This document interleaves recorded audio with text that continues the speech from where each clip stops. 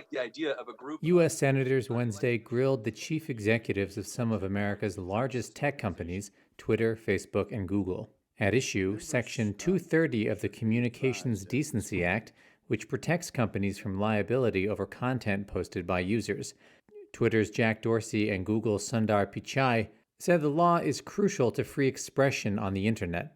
Section 230 is the most important law protecting internet speech. Of course, our ability to provide access to a wide range of information is only possible because of existing legal frameworks like Section 230. The topic of reforming the law has split U.S. lawmakers, with Republicans and Democrats divided on ways to hold big tech accountable for how they moderate content on their platforms and shape political discourse. Let me be clear. We approach our work without political bias, full stop. Facebook's Mark Zuckerberg said his platform was trying to find a happy medium. Democrats often say that we don't remove enough content, and Republicans often say we remove too much. And the fact that both sides criticize us doesn't mean that we're getting this right. But it does mean that there are real disagreements about where the limits of online speech should be. Republicans on the panel went after Twitter CEO Jack Dorsey for clamping down on President Trump's tweets, especially about mail-in voting, labeling them misinformation. Mr. Dorsey, how does a claim by Chinese communists that the U.S. military is to blame for COVID remain up for 2 months without a fact check, and the president's tweet about security of mail-in ballots get labeled instantly?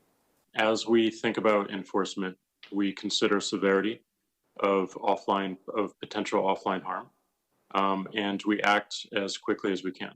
We saw the confusion it might encourage, and we labeled it accordingly.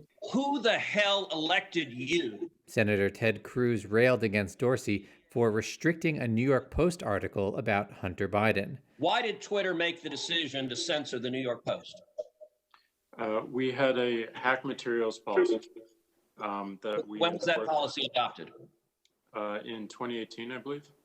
In 2018, go ahead. What was the policy? So the policy is around limiting the spread of materials that are hacked. We didn't want Twitter to be a distributor for hacked materials. Democrats raised concerns about the spread of misinformation and extremism on the platforms.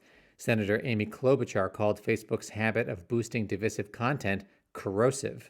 The way I look at it, more divisiveness, more time on the platform, the company makes more money. Does that bother you, what it's done to our politics?